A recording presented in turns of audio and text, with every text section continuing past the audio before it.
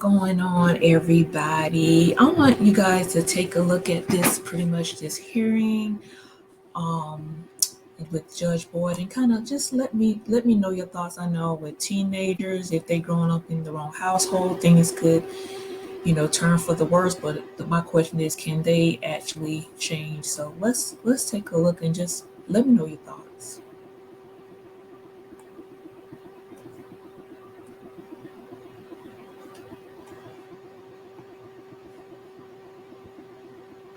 Is calling 2022 CR 5275, State of Texas versus Michael Juan Montoya. Could I have parties approach and announce for the record for the state? Jason Garahan, Your Honor. Defense. Matthew Allen for Mr. Montoya. Have both parties, are you Mr. Montoya? Yes, sir. Have both parties had a chance to review the PSI report, state? Yes, Your Honor. Defense. Yes, Your Honor. Any objections to the PSI report, state? No, Your Honor. Defense. No, Your Honor. Any witnesses, state? None from the state, Your Honor. Defense. Yes, Your Honor. And who is your witness? The first witness is Serenity Montoya.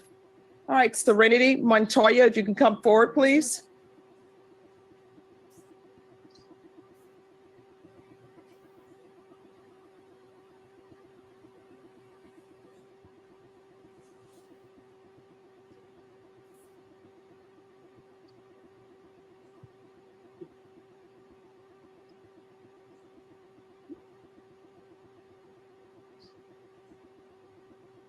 All right, can you raise your right hand? Do you solemnly swear or affirm the testimony you give will be the truth and nothing but the truth, so help you God? Yes, ma'am. All right, if you can lower your hand, state your name for the record. Serenity with the SERENITYMONTOYA. All right, I'm going to need you to make sure you speak up so that the court reporter can hear. Yes, ma'am. All right, defense.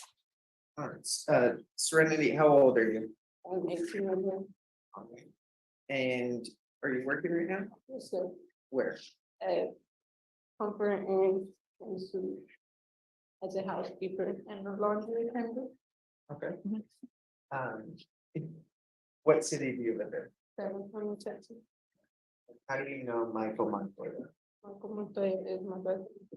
How old is he? 21. Right. And you know why we're here today, right? Yes, sir. Okay. And you've been in court with Michael through this process? Yes. Now, while the incident happened, you weren't at the house, is that right? No, sir. All right. But did you see Michael that day or the day prior? Describe how he was. Mhm. Michael was felt like everybody was out to get him. He never wanted to go nowhere. He just felt like everybody was out to hurt him. Did you, right before this happened, did you guys go get something to eat? Yes. Was We there- did there earlier that day before all this Mr. happened. Garahan. I took Michael, me and Michael had went to Panda Express. I remember we were there, gonna order food, then we're about to get out. He like hesitated to get out. And I asked him the reason why he was hesitant to get out the car to go eat. That we're talking to people, so then we're putting like telling them poison his food. I'm sorry, I can't hear what you're saying. Telling he thought we were associating with the workers, telling them like that we're poison his food. Okay, and just to be clear, were you doing that? No, Okay, I don't know. right. She can't hear. Okay, just for it's okay, take a deep breath and then just try to enunciate and you can speak slowly, okay? Okay, just to be clear, you weren't doing that. No, sir. Now, tell me about Michael growing up. He was regular. Well, I mean, like, he loves sport. Like I don't know. me and Mike at the, like, he was my best friend, my brother, like, hard. Were you, It's hard for me. It's emotionally and mentally hard for me. Like, I want to be here for my brother, but it's hard for me to be up here. I don't know, like, it takes a lot for me to do this. Like I know my brother's life is on the line. I don't know. how was he as a brother to you? An awesome brother.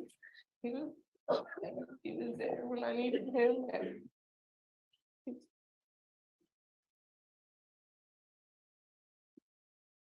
Would he look out for you? yes. And I would even, he was always there. I don't even have to call him up, but he was there. And He was,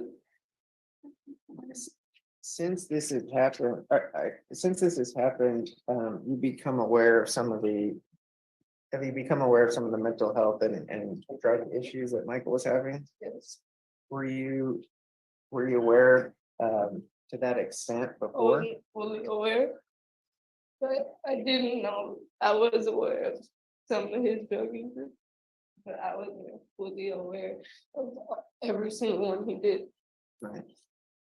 Have you stayed in contact with him since he's been in jail? Has he expressed that he wants help? Yes, all the time.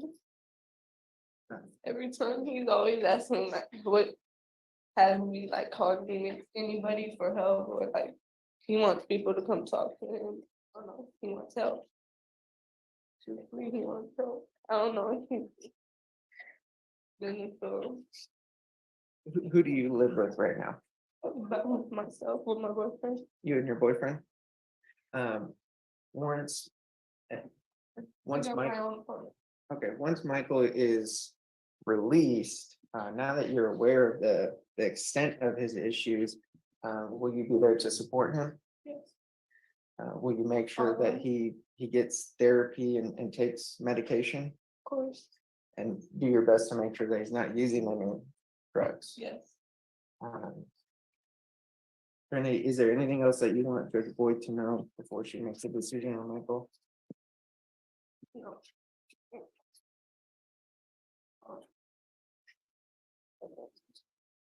When you see, my brother was also like he like my just show like any leniency for him. Like, he was awesome. He like I've seen like mentally, like emotionally. All right, so here's the issue. The court reporter cannot hear what you're saying. So I understand that this is a rough time for everyone involved and that everyone is distraught. But if the court reporter cannot hear what you're saying, then she can't take it down, which means it's just like it didn't happen. Okay? Ask you to show any leniency to my brother. He's an awesome brother. I'm sorry, you're gonna have to talk louder. That wasn't him at heart. It's not something he would do. He doesn't mean it. He did. He doesn't show remorse for what he's done. Yeah. All right. Thank you. Any questions? No, Your Honor. All right, thank you for coming. Next, sorry, And who's the next witness? Michelle Hernandez. Michelle Hernandez. Michelle Hernandez.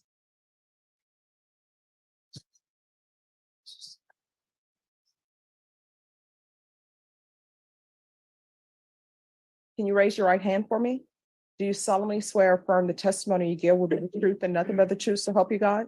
All right, you can lower your hand if you'll state your name for the record and spell it, please. Michelle Hernandez, MICHELLEHERNANDEZ. All right, defense. Ms. Hernandez, how old are you? 41, And what do you do for work? contracting work with my boyfriend. Okay. All right, so I'm gonna need you to make sure you speak up so that the court reporter can hear. Yes, ma'am. You live here in San Antonio? Yes, sir. How do you know Michael? He's my son. Obviously, you know why we're here today. Yes. I guess around the time of this incident and when Michael was arrested, describe Michael's behavior. Very paranoid. Just didn't trust anybody. He was always to himself. On that day, do you know if Michael had used drugs? Yes. If you know, what did he use? Marijuana and methamphetamine. During this time period, was there anything else that, as far as Michael's behavior, that now maybe? Just one moment. Counsel, I can't have you all talking behind the court reporter. Sure. You need to move him down to the other end. So you all can speak, Mr. States, and you all can speak in the box, but it just needs to be on that end. You may continue, counsel. Thank you, Judge. Looking back now, that it may be red flags about his behavior. I don't. Was he, did he ever come? Did he or someone ever call the police about people outside? There was a couple of incidents when he thought there was a few, like 10 guys, he said, so he's like, we're outside trying to kill him, when there was no one outside. He called the cops three times in one night. And you know, with those types of behaviors, do you know, obviously, you know, Michael was using some drugs during that time. Yes. Now, describe Michael growing up as a child. Very athletic, loving, caring, he's a hard worker. Did you have problems with him? No, none. At the home, where is Michael's biological father? I don't know. Okay. Were there any issues with his biological father at the home? Yes. Okay. There was violence with him and I. And did Michael witness some of that? Yes. Did he witness alcohol abuse? Yes. Did he witness people using drugs? Yes. And would you guys always be at the same house, or sometimes you'd have to go stay with his grandmother? Whenever his father and I'd take them to my mom's. Before this, was there any traumatic events? Did he lose anyone that he was close to? His best friend. His best friend. Like 4 years, I believe, ago. And ever since then, I've seen him go a little downhill. What about anyone in your family? My brother, he was close to as well. How long ago was that? It was a year before that, Um, before his best friend. and have you stayed in contact with Michael since he's been in jail? Every day.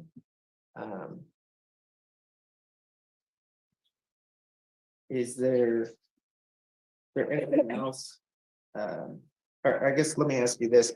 You brought with you a notebook here today, is that right? Yes. Okay, and what's in the notebook? It's just pictures of Michael, a few of them that I have left over. I lost a lot of my things. And there's him growing up with other family members or friends. Did we tender it to the court? With that? Judge, I've viewed it, there's no objection. All right, the court will review that, and I know how moms are about photographs, at least how my mom is. So I'm going to review it and then I'll return it to you. That's my next question, Judge. Yes. Now, look, through the years, I guess, is this the same Michael during that time period, even a few months prior? Was that the same Michael that you knew growing up? Did you notice behavioral changes? Yes. Were you aware of his mental health and the extent of his drug abuse back then? No. Okay. Now that you are aware, you think that he needs help? Yes. Has he expressed a desire to get help? Yes. Has he expressed remorse about what's happened? Yes. Um, is there anything else that you want Judge Boyd to know before making her decision? Just thanks for this one. Mr. Brown, was that again? Sorry, No, take just it. thank you for listening to. No, Say. thank you so much for coming in. And the prosecutor may have some questions for you. I just got a few questions, Yes. Your One, did you know the victim in this case? Yes, How was the victim? he's a good friend. A good man? Yes. Okay. Didn't deserve what happened to him, is that correct? No, Okay. And you're not aware of your son's drug use, is that right? The extent of it, that's what. not the extent of it, no. Okay. So you used methamphetamine with him that same day? I'll Okay. move on to that next question. The fact is that your son even admits that he used on a daily basis, that he lived with you, he used marijuana, he used meth, and he used Xanax on a daily basis. I didn't know of him doing all of those. And you stated he had a good childhood. I saw the photos. And that he viewed some physical violence between you and your husband, Yes, and some physical violence between you and your boyfriend. Or boyfriend, one of your boyfriends, well, okay, yeah, maybe once, maybe once, so not an extended period of time. yes, Was he ever abused in the house? no, Sexually abused in the house? no, Was he ever sexually abused by anyone? no. Abused physically by anyone? No. Abused emotionally by anyone? And I know. So the only time you saw the difference in his behavior is when he started using drugs on a daily basis since the day of 18 years old. No, You saw behavior before that you didn't no, mention yet. I just seen the behavior change when his best friend and my brother passed on. How old was he? I believe he was 16. 16. Mhm. So he started using alcohol back in 6th grade. You're aware of that, aren't you? No, That's what he stated. no, So you're not aware of that. Where were you at during this time when he was in 6th grade and started using alcohol on a daily, or at least he weekly was at my mother's house. at your mother's house? Yes. Where were you? I was not living with them there. Okay, no further questions, Your Honor. Any other questions? No, Your Honor. I do. A question wasn't asked, wasn't answered. Were you using meth with your son? That's either yes or no. Yes. All right, thank you. Any other questions? No, no, no, stay. All right, defense, call your next witness. Sure, just 1 minute.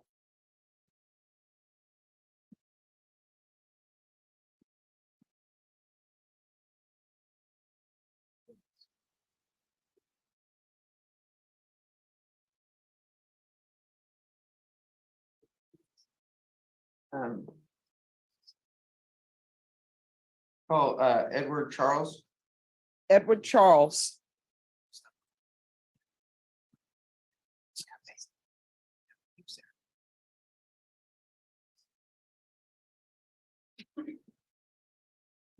Can you raise your right hand for me, please? Do you solemnly swear or affirm the testimony you give will be the truth and nothing but the truth, so help you God? Yes, I do. All right, if you could state your name for the record. With Philip Charles Jr., All right, defense. Thank you. Mr. Charles, how old are you? 40 years old. And do you work? Yes, What do you do for work? I'm a subcontractor, residential homes. All right. How do you know Michael? I've known him from his mother. We've been dating for 4 years. Okay. And so you've known Michael about 4 years? Yes, All right. You know why we're here today? yes, And you were actually there when the incident happened. correct. And I think the prosecutor asked, so I'll ask you, I mean, was there, you weren't being attacked or anything? There wasn't, No, to your knowledge, there was no reason for Michael to do that? no, Around that time period, either that day or even a few days prior, did you notice any behavior issues or red flags about Michael? he became distant from me and his mother. He would leave with his sister and the boyfriend, and he'll come back and tell us like they're acting weird as if they were planning something, plotting something against him. And then whenever he would leave with them, vice versa, he would tell them about us plotting something against him. You just thought everybody was against him. He was very unsecure with everything. Even kind of expressed, he thought you were tied with them to poison their food. And Was that the incident that Serenity was that was talking about? correct. Yes, sir. That was the same day. That's what I brought it. Okay. I mean, when he wasn't like that though, what type of person was Michael? He was Michael. He was great. He was loving, caring, asking everybody for help or if they need help, asking me. He went on several jobs, at least over 10 jobs with me working. So the Michael that day where the incident happened, was that the Michael that you had seen, or did that shock you? It's not, Michael wasn't himself that day. That day he wanted to leave that day, and I talked to him to stay, and I'd give him a schedule throughout the following week, and we got back to work. And we were real bonded that day. He always distanced himself from me as if I was against him or if I didn't like him. Then I'll talk to him and he would realize like I'm here for him, I'm here for the family. I love Michael. He's like my child. Is there anything else that you want Judge Boyd to know about Michael before she makes a decision? That day, Michael wasn't himself. I hear him on the phone now, and that's Michael. Very kind-hearted and always looking out for others.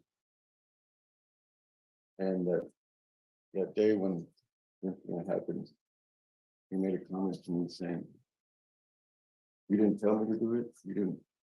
And from that moment, like I was upset with him, thinking that what would make you think I tell anything like that? That's with my friend.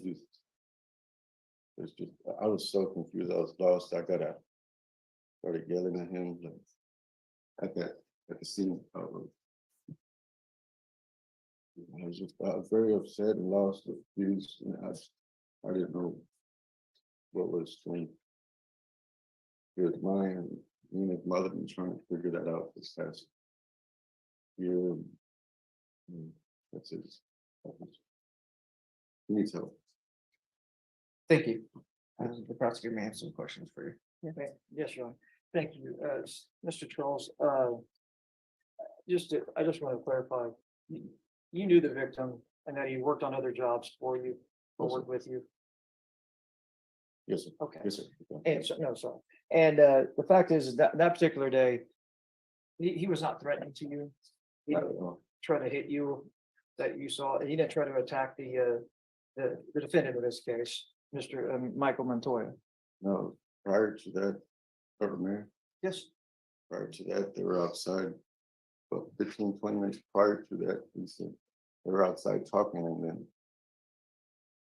I tried to butt in their conversation as they're both Michael's family, Paul, my friend, and they were just ignoring me because they're having a good time. They were laughing. I just forget y'all, and I walked inside. And in fact, in these ring cameras, you're aware of the ring camera videos that were supplied by the homeowner.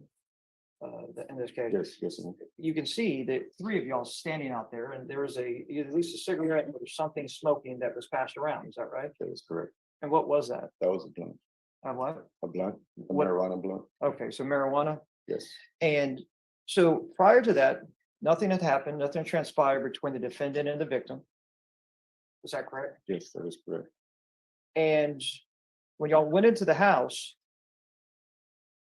you left the house, and then the defendant, Michael Montoya, shot at the victim 3 different times. You're aware of that? That is incorrect. That's incorrect.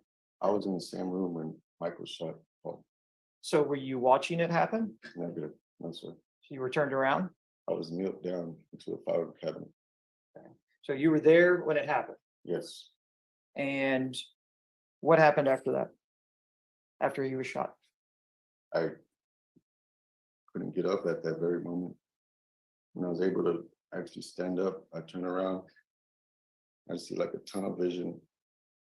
Michael on the other side of the doorway. I never saw Paul. And I saw Michael with the handgun, not facing at me, or he just had it tilted downwards. Mhm. Like if you didn't know, he didn't have no response to what he did at that moment. And I was terrified. I didn't know what was going through his head when he started hearing, Michael, what did you do? Michael. And he snapped out of it, and then he realized he had the gun in his hand. And what do I do? What do I do, Doc? What do I do? I said, put the gun down. And then it was a 5-gallon bucket. He put it down. When he put it down, and that's when I charged him, and I saw Paul on the side of the doorway folded up. And then you're the one that called the police, is that correct? His mother, His mother called the police. And then you waited for the police there, is that correct? we both did. Well, but Michael did. Michael And came back, you're, I'm sorry, but came back. right. You're aware of his drug use though? Yes. I mean, that night you smoked marijuana with him. Yes, I did smoke marijuana. Are you aware of his other illicit drugs like Xanax? I'm aware we tried not to. Any type of other drug than that, I didn't prove any of that. I didn't. Well, you're aware of the meth use, obviously, Yes, I'm aware of it. and you're aware of the marijuana, you're aware of alcohol use. The marijuana, I did smoke. Right. I'm not No, working on that, but you're aware that he used it quite a bit. I don't know about quite a bit, but yes, he did use it. Can you describe to the judge the demeanor of Michael when he was on meth?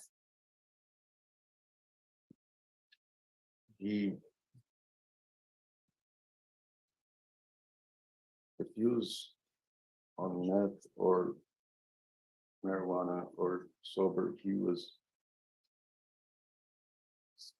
still the same in my perspective, but his thought process, if it was negative, it would be 10 times worse, or if it was positive, it would be 10 times as positive. It would just enhance of the mood he was in. What I'm trying to get to is the fact is you see a marked difference in his attitude now. Is that right? When you talk on the telephone? Yes, So he's not on drugs now. he's on anxiety. Well, I'm sorry, he's not on meth. No. Okay. No, And he's not smoking marijuana, right? correct. Okay. So there's a difference between him being where he voluntarily goes out and does Xanax, that's not prescribed to him. When he does meth, that's not prescribed to him. When he does marijuana, when it's not prescribed to him. When he's out in the world doing all these drugs, he's a different type of person. Yes, And now he's a different person because he's not on all those drugs.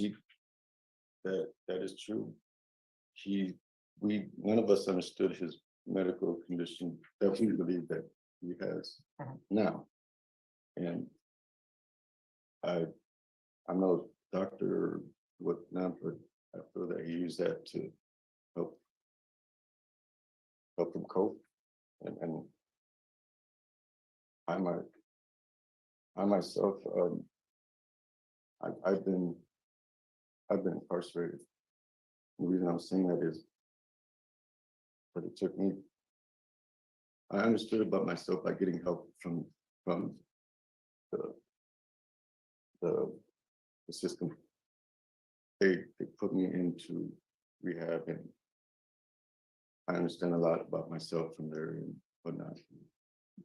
I just believe he just needs help. Thank you. No further questions, John. Nothing further. All right, thank you. Defense, call your next witness. Dr. John Matthew Fabian, I believe he's present via Zoom. Yes. Any objection to Dr. Fabian testifying by Zoom state? No, Your Honor. All right, Dr. Fabian, if you could unmute and show your video, please. Okay, hello, Judge. Hello, if you could raise your right hand for me, please. Do you solemnly swear or affirm the testimony you give will be the truth and nothing but the truth, so help you God? I swear. All right, you can lower your hand, state your name for the record. Sure. My name is John Matthew Fabian. Defense? Thank you, Judge. And Judge, you have a copy of his report? Yes. Okay. Dr. Fabian, just what are you licensed in, very briefly? Just briefly, clinical psychologist. I'm licensed in about 7 states. I'm board certified in forensic psychology, clinical psychology, and I'm fellowship trained in clinical neuropsychology. All right, and you performed an evaluation on Michael Montoya, I did, yes. and you performed different tests on him. I did. And what did you use in your evaluation for your report? Well, I saw him on October 14th, 2022 and December 19th, 2022. And I conducted both neuropsychological and psychological tests with Michael. And there are a number of them, in addition to, some of his history and as to why I did do testing of that nature. And I guess just to go kind of in order of your evaluation here, you go through background and family history. What stood out in the background family history portion that you think is relevant? Sure. So, Your Honor, briefly, Michael had, come from a very dysfunctional background. There was domestic violence, physical, verbal, between mother and father. Mom eventually left father, and then, she connected with a boyfriend, and there was then domestic violence between boyfriend and mom. So he witnessed quite a bit of domestic violence and chaos growing up. I would note that during my evaluations, he struggled with really expressing thoughts and feelings, in part because just of poor verbal skills, poor language skills. And really, he's never dealt with any of these trauma-based issues. I would also highlight more on page 3 of my report that mom did have a history of substance use, and there again was a lot of instability in the home. He moved around frequently to different family members, and there was, in my opinion, some evidence of neglect. The family was impoverished, very poor. His father had a history of incarceration, chronic alcohol, methamphetamine problems. He'd been in Bexar County Jail, in my understanding, multiple times. And then in addition to that, residential chaos, family chaos, instability. He reported being shot at when he was age 18. And then we turn into his developmental history, and he perceived, endorsed symptoms of ADHD. It's my understanding he was never properly assessed or treated for it. He had difficulties academically with school, with comprehension, although my understanding he was never formally placed in special education, but he attended a number of different schools, and that school instability was similar to residential and family instability. Should I keep going, counselor? Well, let me ask you about the. Counsel, just so you know, the court has read his entire report. I Okay. always read everything. Okay, then I'll try to ask more specific questions then. Dr. Fabian, you talk about physical and emotional abuse that he witnessed. You talked about drug and alcohol use that he witnessed at a young age. Now, how does that affect somebody, even if that person themselves is not the person being physically abused? How does that affect someone at that age? Well, it's not a good effect, obviously. There was chaos in the home, plus, social learning, modeling of substance use. His mother had been using drugs in the home, it's my understanding, and then he eventually was using methamphetamine with her even the day of the offense.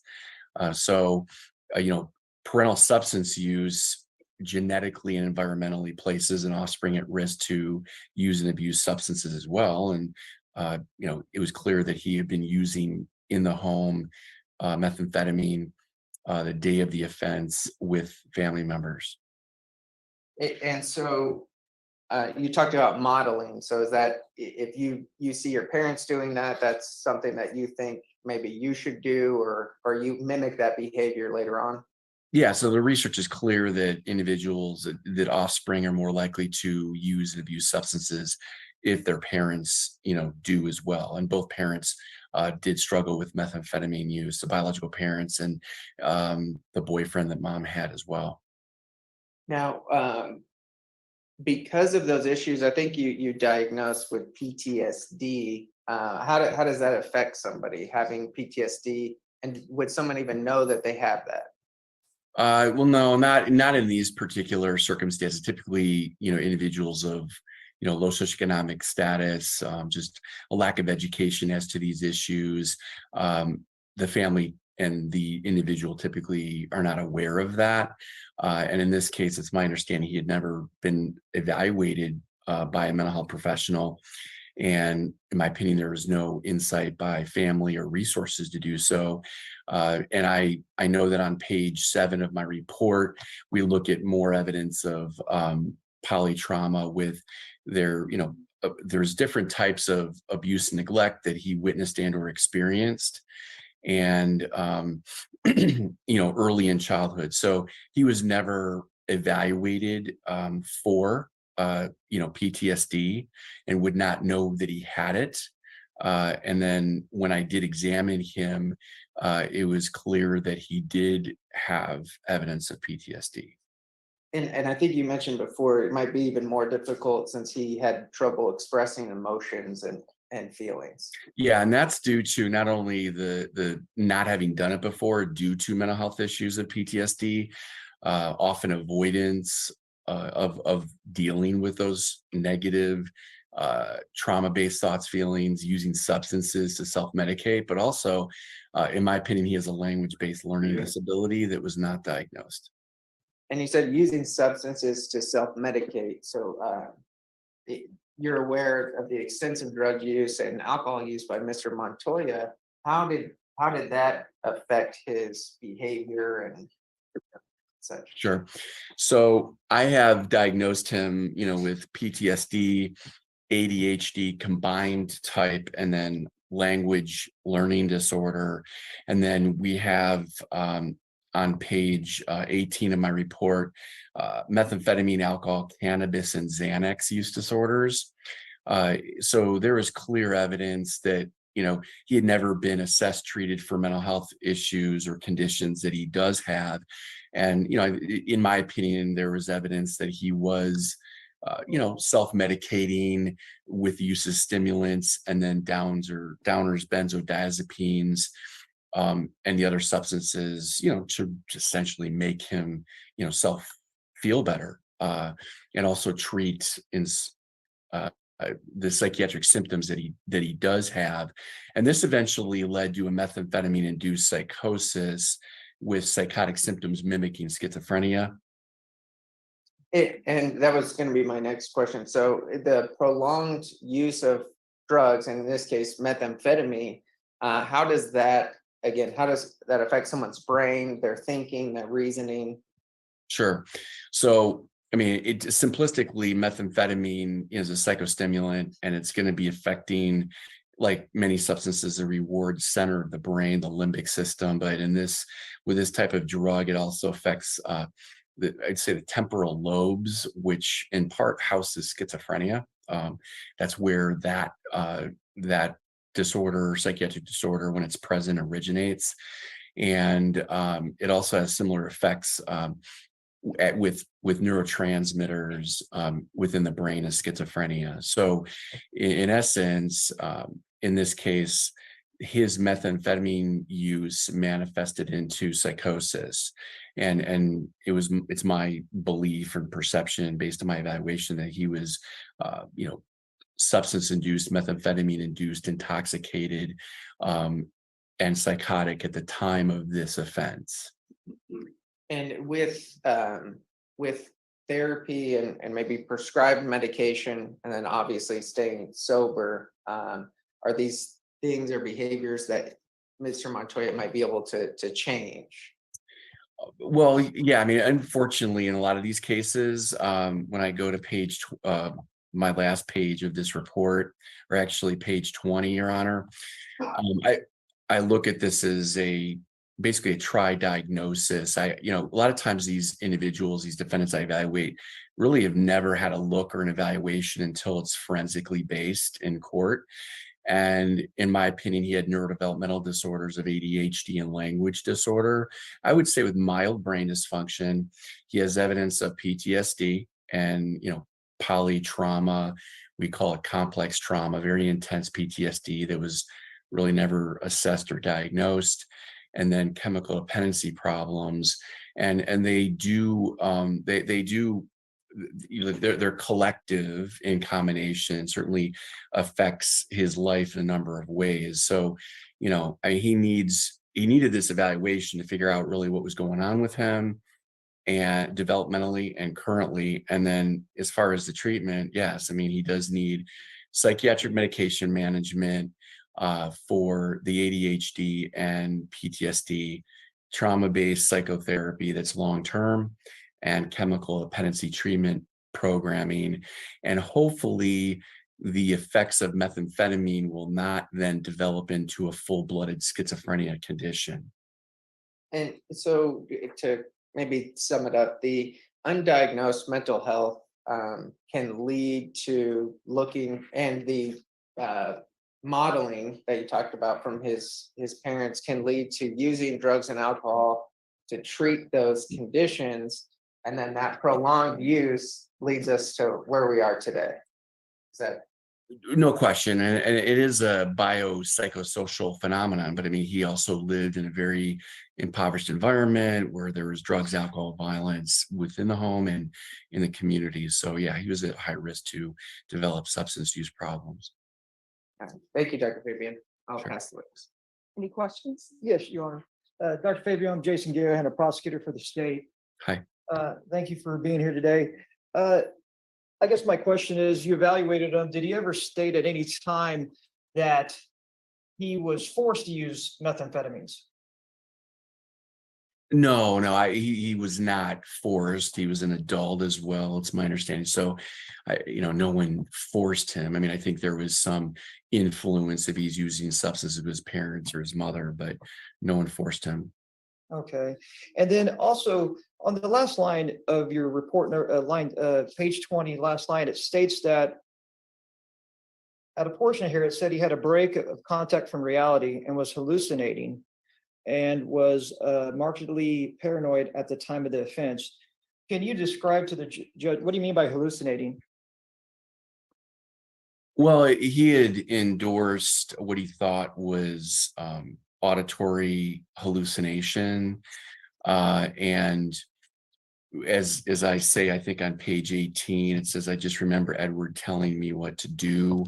And in my estimation, there was evidence of paranoia and auditory hallucinations, but they were substance induced based on methamphetamine. And you're saying this was substance induced psychosis by methamphetamine? Yes, it's my understanding that he had used about a month straight, and binge use and use the same day. So I cannot say that this was separated or differentiated from any type of schizophrenic condition. I would have to say it was methamphetamine induced psychosis. I mean, so you're not saying that he is schizophrenic, had this since he was a child or anything like that, because his mother testified just earlier that he had a good childhood. We saw several photos. I know that you're not privy to these photos of his childhood and his support system. No, I'm not. I'm sure he had happy moments in childhood. I do question the consistency of that. But No further questions, John. Nothing further. All right, thank you so much for coming in. Thank you, Dr. Fabian. thank you. Thanks, Your Honor. All right, any other witnesses to this? No, Your Honor. State, any witnesses? No witnesses, Your Honor. All right, any arguments? Yes, Judge. All right, brief argument. Yes, Judge. I'll make it brief. The court's aware we provided the report for Dr. Fabian. Look, Mr. Montoya, Michael is a 21-year-old with very limited history of any crimes. He was a normal young person, and then things outside of his control at that time when he's younger influenced him, and unfortunately influenced him in such a way that partly led us here today. And I don't say fully because he was an adult, he has to make those decisions. But he witnessed physical abuse, verbal abuse, he witnessed alcohol use and extreme alcohol use. He witnessed drug and methamphetamine use from not just friends. We're talking about people that were supposed to model good behavior and be a support system, and instead, like Dr. Fabian said, modeled behaviors which he mimicked later on. If we look at his statement in the PSI, now that he's been in custody, he's had time to reflect, we've gone over things. He admits one of the statements he says to the detective, no, that person didn't do anything to me. Again, we're not trying to say that it was self-defense or anything like that. He wanted to take full responsibility for what he did, and he's doing that here today, and he continues to do that. But drugs, there's no question that the behaviors he witnessed in his childhood, combined with the drug use, affected his brain and his thinking, just like Dr. Fabian said. And Dr. Fabian said, well, with therapy and prescribed medication, continued treatment, and obviously staying sober, that he can try to change those behaviors and that way of thinking. And I think we've heard a little bit that it started going that way. Again, I think just the biggest thing is that he, from a young age, he has outside influences that were not even just neglect, but showing him the absolute wrong things to do at a young age, and how that impacted and influenced him to create mental health problems that went undiagnosed, that his parents never sought treatment for, that he never got treatment for until we were here today, until he was seen in the Bexar County Jail. There were some warnings from the continued methamphetamine use, and Michael's very honest with his drug and alcohol use, because he knows he needs to be, not only because we're in court, but because he wants and needs to get help and treatment at some point. And I think he's talked about getting an education, finishing high school, continuing to try to seek treatment while he's in prison, because obviously that is where we know that he's going to go under this plea bargain agreement. But again, I think just listening to Dr. Fabian and at a young age, it's easy to say, well, you were young and your sister's fine, so why can't you be fine? But that's not the way the world works. Oh, I never do that. That's not, I appreciate that. It's not the way everybody's brain works and develops. And so unfortunately, we're here today. He's very remorseful. He's very sorry for what he did. There's no getting around that. But we did want to bring the court some other things that were going on. We asked the court to take that into consideration and sentence Michael to 15 years. All right, state. Your Honor, the defendant, we saw the photos that were presented to the court, and I know that is a snapshot, literally a snapshot of his childhood. But yet there are photos of his childhood, of him growing up, that he had some type of support system through grandparents and other individuals in his life. But he chose, yes, at a young age, not to proceed and take advantage of those people. What he chose to do is drop out of school and cut class and drink alcohol, use marijuana, and things that were detrimental to his mental health, anybody's mental health for that matter. For the fact is even in Dr. Fabian's report, he didn't start using methamphetamines and Xanax to the age of 18 at the time that he was an adult. So that at that point, Your Honor, he's making adult decisions that were detrimental to himself, not because of PTSD, not because of ADHD, because he chose to take the easier way and he wanted to go have drinks. He wanted to go smoke marijuana. The day of, he smoked marijuana with his mom's boyfriend. The day of, he just chose to do methamphetamine. That caused him to be voluntarily intoxicated, that he chose that path. So the fact that defense is asking for a sentence of 15 years is not appropriate in this case. 35 years in this type of case is appropriate because this person chose to go down the path he chose. Granted, everybody has their childhood, everybody has their past. If you really look at what the doctor said and what his parents said, yes, there was some violence in the household. There was substance abuse in the household. But there's many people sitting in this courtroom today that chose different paths. And some of them are on a rocky road. But the fact is, they haven't murdered somebody and shot them in the head when that individual is just there to help them. And Mr. Butler was there to help. He was there helping, and he was a plumber. And this is the victim in this case. And that's just a tragedy right there, is that this individual is out there helping late at night, trying to get this house renovated. And this individual decides to get intoxicated off of meth, Xanax, and drinking and marijuana, and shoots him just blindly behind the head. And that right there, Your Honor, deserves a 35-year sentence. Thank you. All right. So, Mr. Montoya, I want you to know that I listened to everything that's brought before me, and I consider all the evidence that's brought before me. I mean, do you deserve an apology? Yes. And you know why you deserve an apology?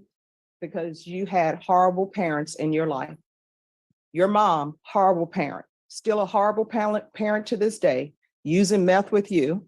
She was horrible for bringing someone into your life as a stepfather who just got out of prison, using drugs with you.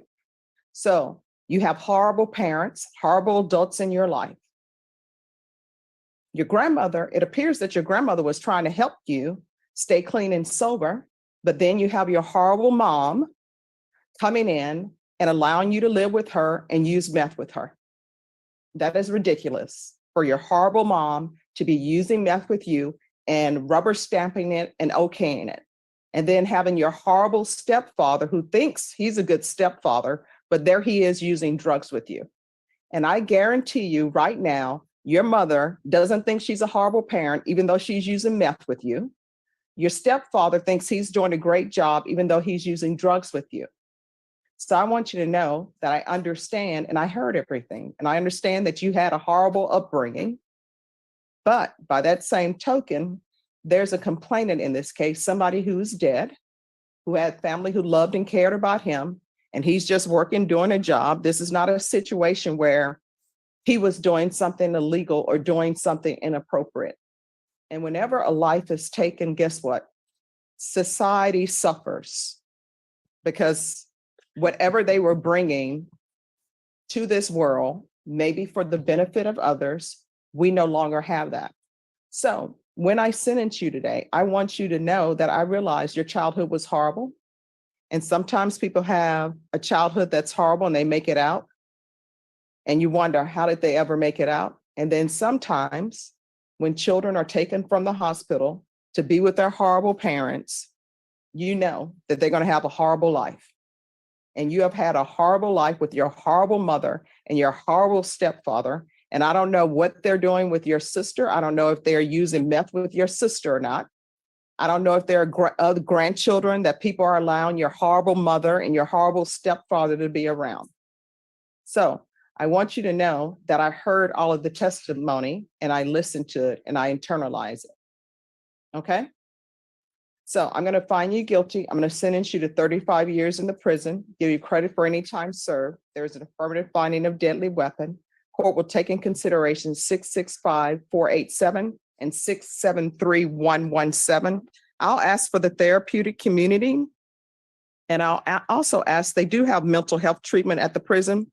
I'll ask for that as well. I don't have any jurisdiction to force them to do that. But if you request it and they see that I'm requesting it, they may be able to do that for you, okay? Going to show you what's entitled Trial Court Certification of Defendant's Rights to Appeal. Did you review that with your attorney? Did you understand it and did you sign it? Yes, ma'am. Because this is plea bargain agreement, because I followed your plea bargain agreement and because you waive your right to appeal, you do not have the court's permission to appeal. Do you understand? Yes, ma'am. All right, we'll go off the record. I know that this seems like a lot of time, and honestly, it is a lot of time, but it's time for you to understand how you got to the position where you are. And it's also time for you to grow and get away from other people. I can't tell you or force you not to have any conversations with your mom, but your mom means you no good. Because if she did, she wouldn't be using drugs with you. If she did, she would have told you, stay with your grandmother. I'm not a good parent because I'm using meth. She still thinks she's a good parent, using meth and bringing a criminal in your life who's using drugs, who on the outside comes in wearing a nice outfit, dressed appropriately for court, but he's still a drug user, and that's who she's bringing around you. The fact that she gave you a father who everybody said was not a good father, then what does she do? She brings boyfriend after boyfriend to be negative influences in your life. So whether or not you continue to have contact with her is completely up to you, but you need to work on yourself, because otherwise, when you get out of prison, and at some point you'll get out of prison, you're going to be right back where you started from. You understand? Yes, ma'am. All right, good luck to you. Do we have victim impact? We do have victim impact on. All right, is that, I don't see anyone on, is that Cassandra Castro? Yes, it is, Your Honor. Ms. Castro? Yes, I'm here. All right, do you wish to show your video? All right, you may proceed, Ms. Castro. Hello. Hi, everyone. Let me just click to my thing. Hello, Michael. My name is Cassandra.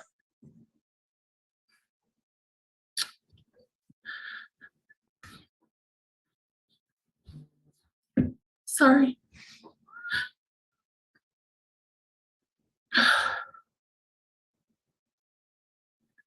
I am Paul's only child. He was my father. And I wasn't sure before today if the two of you actually knew each other or if you just saw him for the first time that night. But let me just tell you a little bit about him that you may not know. He was also a grandfather to my 4 children. He was a father-in-law to my husband. He was a son. And he was a beloved and cherished brother.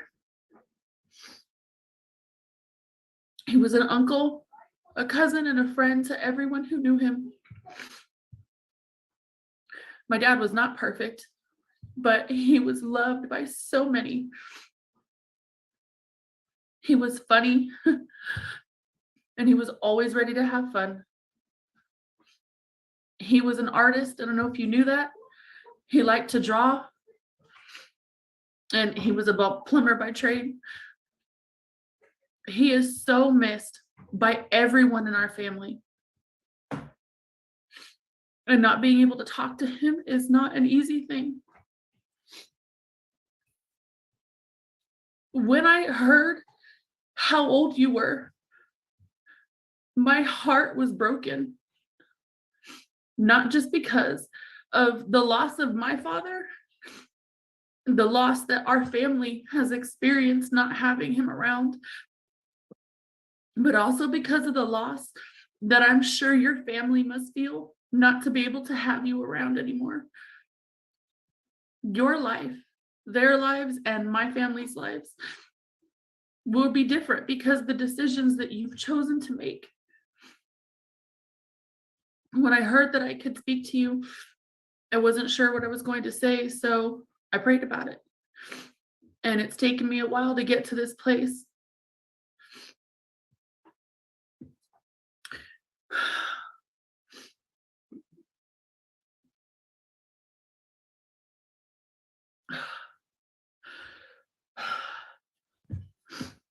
It's taken me a while to get here, but I want you to know that I forgive you for taking my father's life. That wasn't an easy choice for me to make, but I want you to know that. And it's taken a lot of prayers and tears and countless nights with Jesus to get me there. I was supposed to write a statement about how my father's death has affected me and my family, but I don't see how that's going to help much. What's going to help me heal is Jesus, and he'll walk me through every stage of healing that I need, and that's between him and I. Instead, I want this impact statement to actually have an impact, and the person it would affect is you. So instead, I want to tell you what it is that I hope to get out of this letter. My hope for you, Michael, and I hope you listen right now. My hope for you is that you give your life to Jesus Christ. I pray that you change your story. Your actions do have consequences, and yes, the prison sentence is a long prison sentence. But your life doesn't have to be awful. A life with Jesus is hard, but it is always full of hope and joy and peace despite those hard times. And nobody may have told you that before. I don't know if anybody's ever told you about Jesus in your entire life, but I want to tell you that now. And like I said, I wasn't really sure what to say to you besides everything I've said. And so I had prayed, and I just asked God to speak to you through me. And I asked God what he wanted to say to you and to use me to deliver that message. So when I prayed, this is the message that I heard from God to you, Michael. So these are God's words to you. He says, Michael, I love you so much. My love for you runs so deep, more than you could ever know. When you were a baby and a toddler, I saw you. I watched you grow. The plans that I had for your future were great, and they still are. More amazing than you could ever imagine. However, along the way, you've made your own choices that have hurt not only me, but yourself and the people around you. And you've chosen to live your life for yourself and do the things that you want to do. I love you, Michael, and I am devastated that you have chosen a life of sin over a relationship with me. When you know that something is wrong and you choose to do it anyways, that is a sin. And the sin that you have chosen will take you away from me forever. It will take you to hell, and hell is a real place, and it's the most awful place to ever exist. It's 1,000,000 times worse than any prison, and I don't want anyone to ever go there. And if you die in your sin, it will be too late for you, and you will be in hell forever. The penalty, the consequences of sin is death. And it's a spiritual death, and all that means is that you and God were separated forever. I don't want that. I am a holy and perfect God, and I cannot be in close relationship with anyone who is living a life of sin. But everyone sins, so something had to be done. And in John 3:16, in the Bible, it says this: "For God so loved the world that he gave his one and only Son, that whoever believes in him should not perish, but have eternal life." Jesus Christ is my son, and I sent him to earth to die a horrible, gruesome death on a cross, just so that I can be with people forever in heaven. He paid the penalty. Jesus paid the price, and he took the consequences of the sins of the world as if those sins were his own. And he received a punishment for the sins of the world so that people wouldn't have to. Because Jesus was sinless, his sacrifice was perfect. His sacrifice paid the price. And now all you or anyone else has to do is put your faith in my son, Jesus. Romans 10:9-10 says, if you declare with your mouth, Jesus is Lord, and believe in your heart that God raised him from the dead, you will be saved. For it's with your heart that you believe and you are justified, and it is with your mouth that you profess your faith and are saved. That was everything that I have heard from God.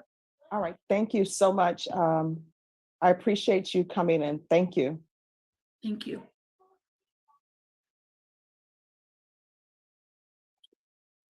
Jesus Garza, Yes, Judge. so he's in federal custody.